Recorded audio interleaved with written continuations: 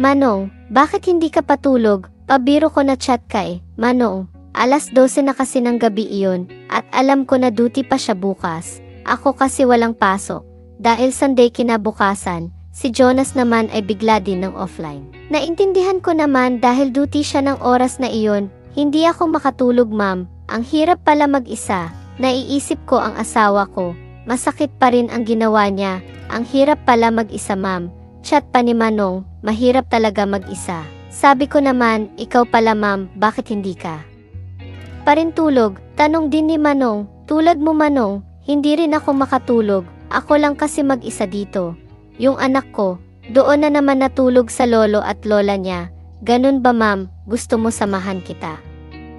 Para hindi ka nag-iisa dyan, sabi ni Manong, na alam ko naman na biro, dahil may salitang joke pa sa dulo. Wag na Manong, ako na lang ang pupunta dyan sa'yo.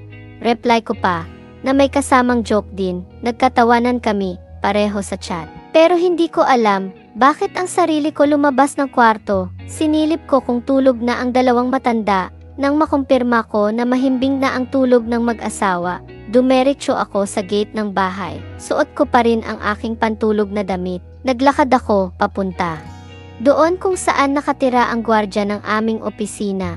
Maaring matupad ko ang gusto ng asawa ko. Maaring hindi na siya magtampo sa akin. Sa gagawin ko na ito, sabi ko sa aking sarili habang naglalakad ako. Gabi na? Saan ka pupunta? Hindi dyan ang bahay naming dito, ang sabi ng isang lalaki. Nang dumaan ako sa may eskinita, nakita ko rin na kahit na alas 12 na ng gabi, maraming gising na tao at tambay sa may kanto, lalo na ang parting madilim na eskinita. Halos lahat sila ay lalaki. Meron pa akong narinig sa sumipol. Alam ko na ako ang pinaparinggan ng mga tambay na iyon. Dahil wala naman ibang babae na dumaan, binilisan ko ang aking paglakad. Kinabahan ako. Ano ba itong lugar ni Manong? Parang ngayon lang nakakita ng magandang babae na naglalakad sa gabi. Sabi ko sa aking isip, kung ano man ang balak ninyo, iyon din naman ang hinahanap ko. Kaya nga ako pupunta kay Manong Guard. Kaya saglit na nawala ang aking takot. Lalo na may nadaanan ako na tindahan at may babae. Kaya sinamantala ko na rin ang pagkakataon na magtanong, Ale, saan po ang tirahan ni Kuya Fredo? Tanong ko sa babae, si Mang Alfredo ba? Yung gwardya, kanina lang bumili dito yun, dyan lang ang bahay. Nakita mo yung bintana na kulay asul, sa taas doon nakatira yun. Turo ng babae, na lumabas pa ng tindahan niya, para samahan ako saglit doon sa may daan. Sige po, salamat. Bakit naman gabing-gabi na ang punta mo? Sana pinagpabukas mo na lang, mabuti hindi ka binastos dyan sa daan. Marami pa naman tambay dyan, sabi pa ng Ale sa akin, habang naglalakad kami sa eskinita. Hindi ako makasagot sa tanong ng Ale. Ano nga ba ang idadahilan ko kung bakit ako nandito? Emergency lang po. Kasama niya ako sa work, may ipapakisuyo lang sana ako. Yung na lang ang nasabi ko sa Ale. Naku, hindi ka nagkamali dyan kay Mang Alfredo. Napakabait na tao yan. Kahit bago lang nakitira dito yan, kilala na agad, kaya hindi rin nakapagtataka na may isang magandang babae ang pupunta sa kanya ng ganitong oras. Napatingin ako saglit sa Ale. Bakit parang alam niya ang nasa isip ko? Pero sa bagay, sabi nga nila, kapag sismosa ka raw, madali ka makaisip ng hindi maganda sa ibang tao. Kung titingnan mo kasi si ate, hindi nalalayo sa kanya ang description ng mga tsismosa sa kanto. Welcome sa Kwentong Masarap. Kung ikaw ay bago lamang na napadpad sa ating channel at nais mo ng ganitong mga content, huwag kalimutan mag-subscribe, mag-like at share ang ating mga videos. Maaari rin kayong mag-comment sa ating comment section. If meron naman kayong mga story na tulad nito, maaari ninyong isend sa ating email account na nakalagay sa ating description. Ngunit kung sa iyong palagay ay hindi nararapat sa iyo ang temang ito, huwag na lamang pong manood at scroll down na lamang. Maraming salamat. Manong, dungaw ka sa bintana. Chat ko muli kay Manong. Nang tumapat ako sa kanyang tirahan at ang Ale na sumama sa akin, ay bumalik na rin doon sa tindahan niya. Nakita ko naman na may isang lalaki ang dumungaw mula sa ikalawang palapag ng isang lumang bahay. Nakita ko si Manong na parang nagulat at pinagmasdan akong mabuti.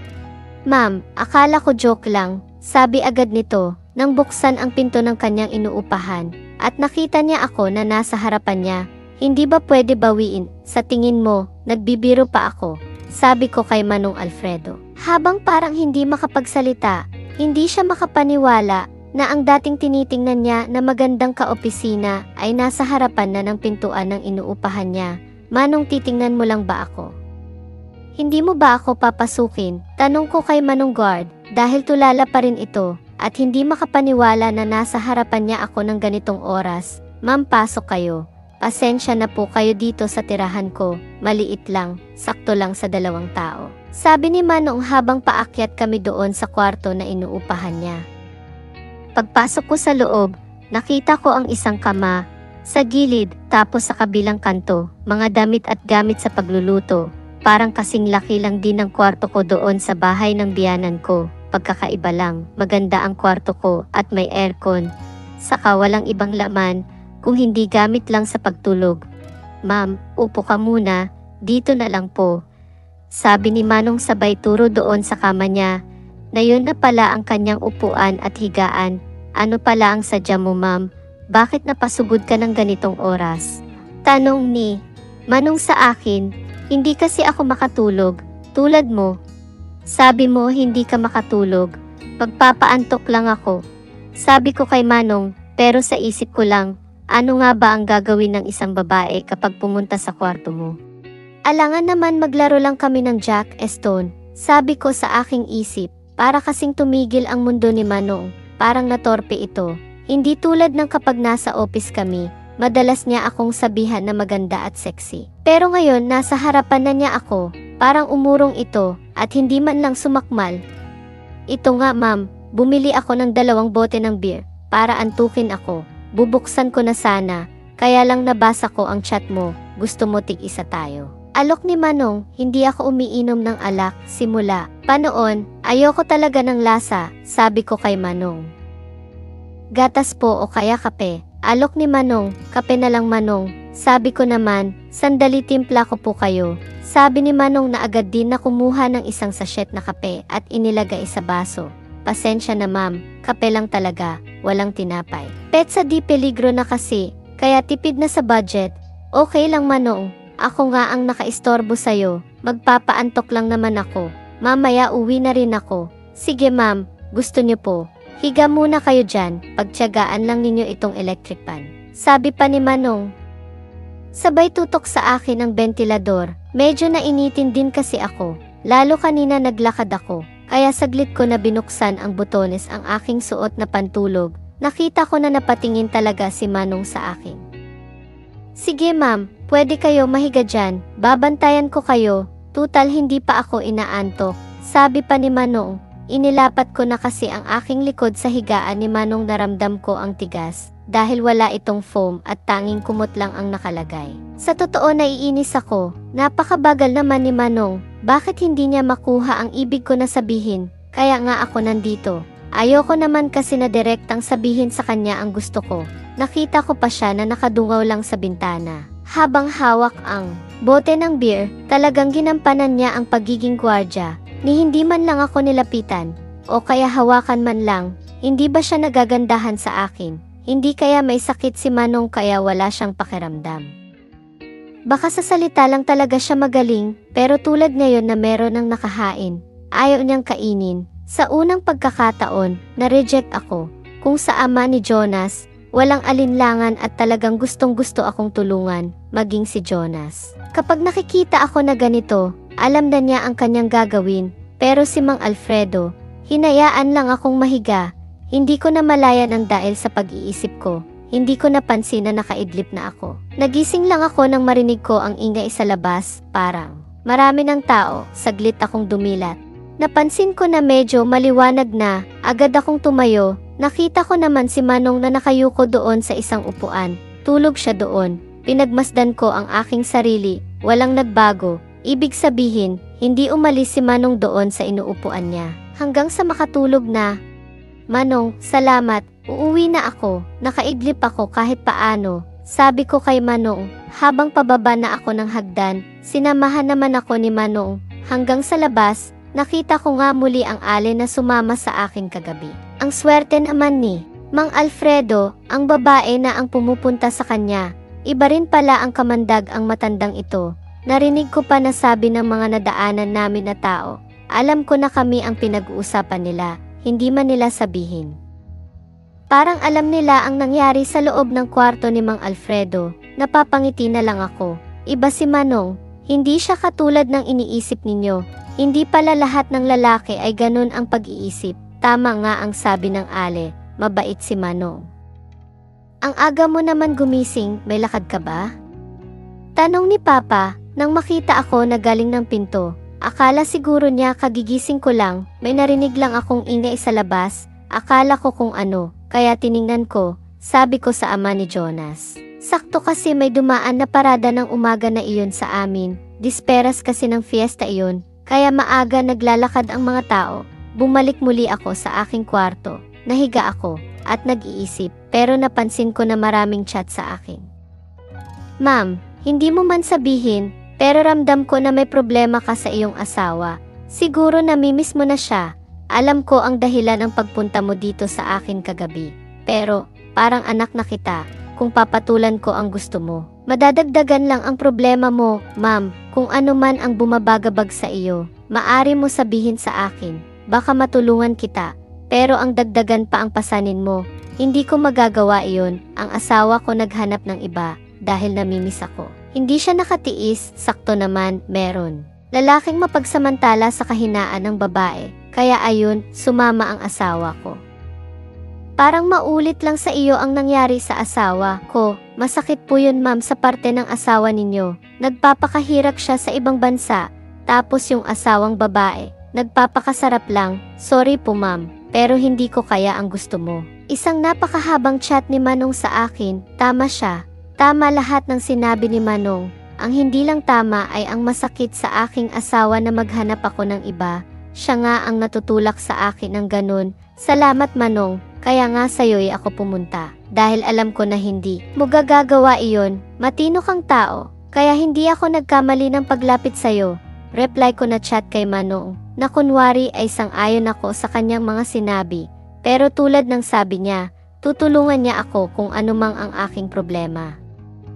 Muling bumalik sa aking alaala, ang masama ko na pakiramdam tuwing umaga, kung may kilala si Manong sa Quiapo na maaring makatulong sa akin. Sa kanya ako lalapit, Manong ang totoo. Ang laki ng problema ko, hindi lang sa aking asawa, mababait ang pamilya ng asawa ko. Ang totoo buhay prinsesa ako dito, pero kakaiba sila, iba silang pamilya, may ginagawa sila sa akin. Sabi ko kay Manong, anong ibig mong sabihin ma'am? May umaabuso sa'yo dyan? Inaabuso ka ba ng biyanan mo? Kapag kaganyan ma'am, malaki maitutulong ko sa'yo. Pulis ang kapatid ko. May mataas siyang ranggo. Isang tawag ko lang sa kanya. Arestado na yan. Chat pa ni Manong Alfredo. Bigla akong kinabahan sa sagot ni Manong sa akin. Sasabihin ko na pa naman sana sa kanya ang ginawa namin. Kaya lang, mukhang hindi magiging maganda ang resulta. Wala naman ganun nangyayari Manong, basta iba lang sila. Sagot ko pa sa chat, akala ko ma'am, ganun. Ano nga po pala ang problema ninyo? Alam ko naman na hindi pera, dahil makakaluwag naman kayo sa buhay. Chat muli ni Manong, nagdalawang isip na ako, magsabi kay Manong sa aking problema. Sa tingin ko, conservative si Manong, hindi siya open sa mga ganong bagay. Manong, nag-aalala kasi ako sa asawa ko, baka may babae na doon, baka ipagpalit ako. Kaya naiisip ko na gumanti din. Yun na lang ang nasabi ko kay Mang Alfredo para maiba ako ng topic at hindi na mapunta doon sa aking gustong sabihin. Ma'am, hindi naman siguro, kung wala ka naman matibay na basehan, baka chismis lang, saka huwag kayong gumanti. Hayaan mo siya kung maghanap siya ng iba. Basta ikaw, alam mo sa sarili mo na malinis ang konsensya mo. Kapag kasi ginawa mo ang nasa isip mo. Hanggang parami ng parami ang lalaking dumadaan sa'yo. Akala mo, nakakaganti ka na, pero ang totoo, habang dumadami sila, parumi ka naman ng parumi, bigla akong natigilan at parang napatulo ang luha ko. Tama si Manong, akala ko, natutuwa ako at naliligayahan dahil sa pagsunod ko sa aking asawa. Pero ang totoo, habang tumatagal, parumi nga ako ng parumi, kung dati ang hiling lang ni Jonas ay video, habang tumatagal. Gusto niya na masigit pa doon, na kahit si Manong Guard ay gusto niyang makita sa video.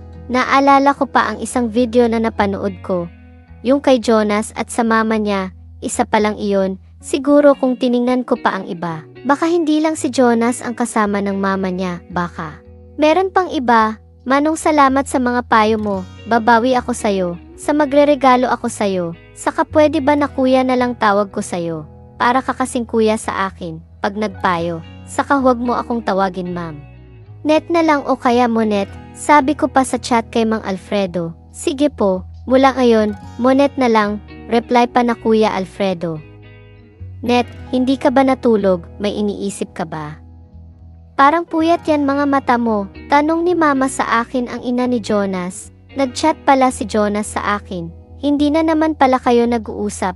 Meron ba kayong hindi naman pagkakaintindihan? Tanong muli ni mama, nagtatampo naman sa akin. May gusto na naman siyang ipagawa, bakit hindi mo sundin? Sabi muli ni mama, ayoko ma, saka masama ang pakiramdam ko tuwing umaga. Tapos nagsusuka ako, sa sinabi ko na patingin ang ama ni Jonas sa akin. Saglit din na tumingin si mama sa akin, ibig sabihin buntis ka. Tanong ni mama, hindi ko po alam, sagot ko muli, dapat makumpirma mo yan, saka dapat malaman ni Jonas yan. Saka ikaw, bakit? Sinagad mo naman at tinodo sa manugang mo, diba? Usapan natin iyon, paano yan? Anong gagawin natin? Biglang tapik ni mama sa ama ni Jonas, na parang nagalit sa asawa, habang nakatingin pa rin sa akin. Sandali tatawag ako kay Jonas, sabi pa ni mama, wag na muna ma, confirm muna natin. Bili ka nga muna ng test kit sa butika, para malaman natin. Utos ni mama kay papa, agad din na umalis ang ama ni Jonas. Sa isip ko, ang galing ninyo na gumawa ng kalokohan, tapos kapag ganito na takot na kayo, pero mabuti na lang at negative naman ang resulta. Nakangiti rin si papa nang malaman iyon. Kumusta na pala, may bagong video ka na ba?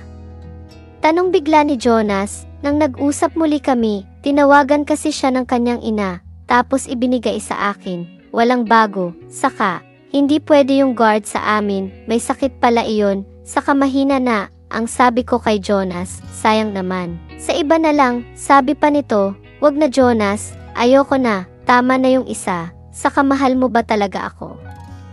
Tanong ko sa aking asawa, mahal kita, mahal na mahal, kaya nga, inaalala kita. Gusto ko, maging masaya ka naman kahit wala ako.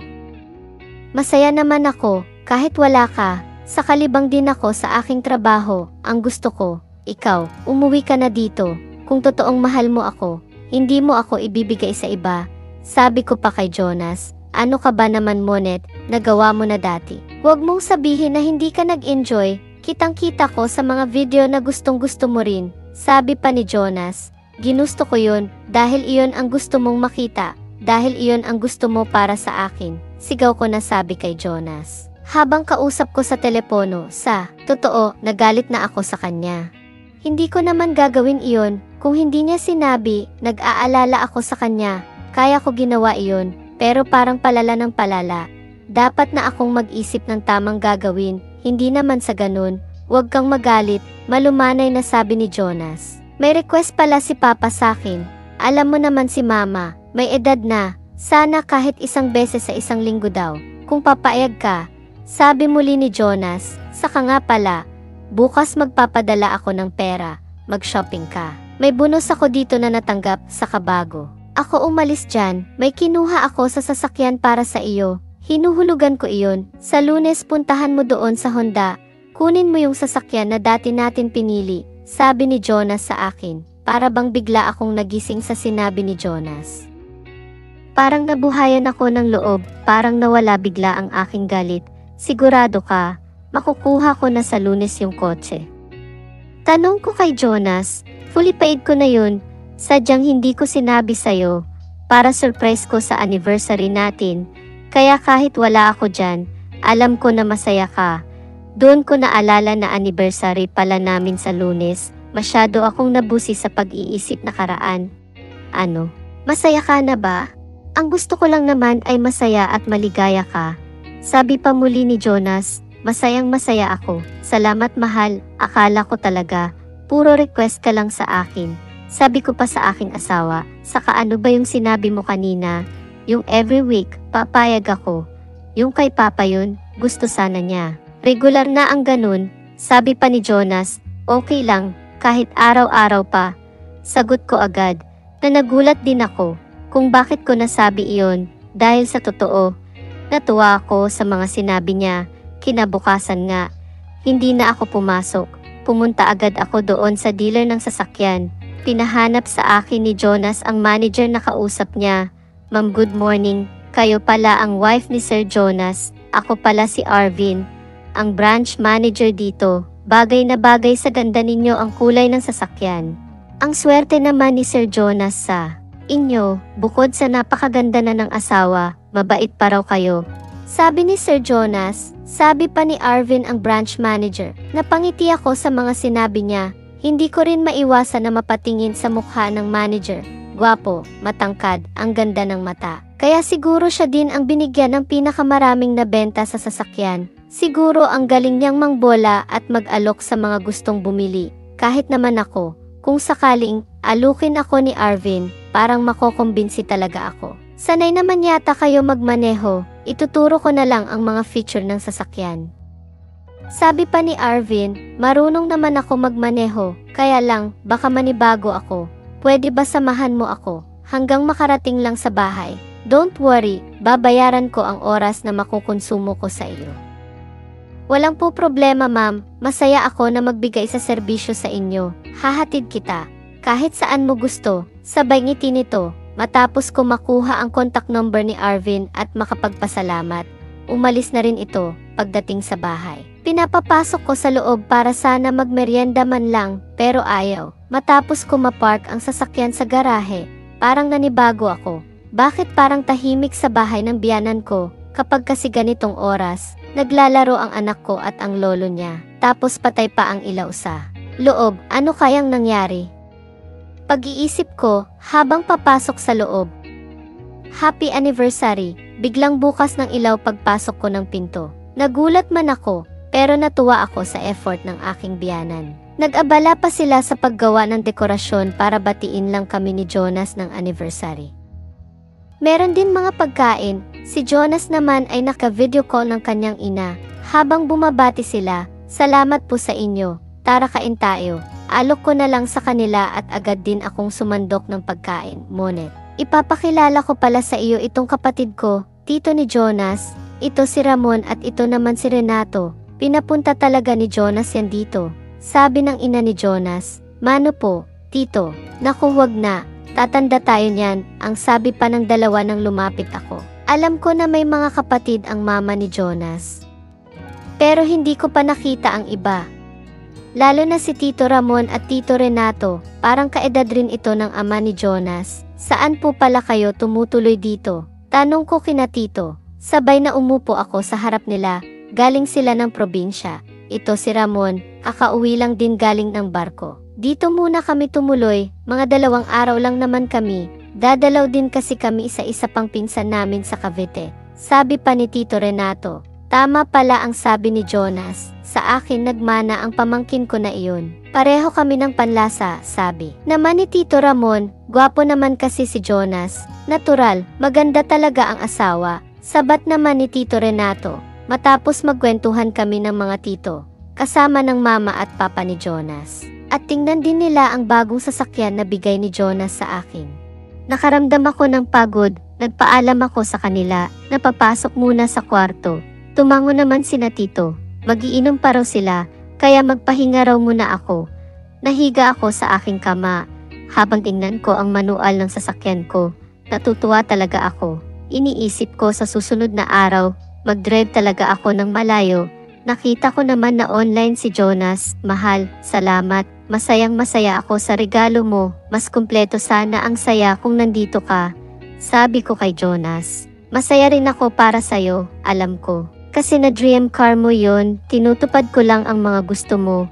Kasi tinutupad mo rin ang mga gusto ko. Sagot naman ni Jonas sa akin. Saka nga pala, saan ka kumuha ng pambayad ng kotse? Magkano na ba ang sahod mo dyan? Tanong ko bigla kay Jonas. Naalala ko kasi nasabi niya, binayaran na niya. Ibig sabihin mas malaki pa ang sahod niya sa sinabi niya sa akin. Ganun pa rin naman ang sahod ko.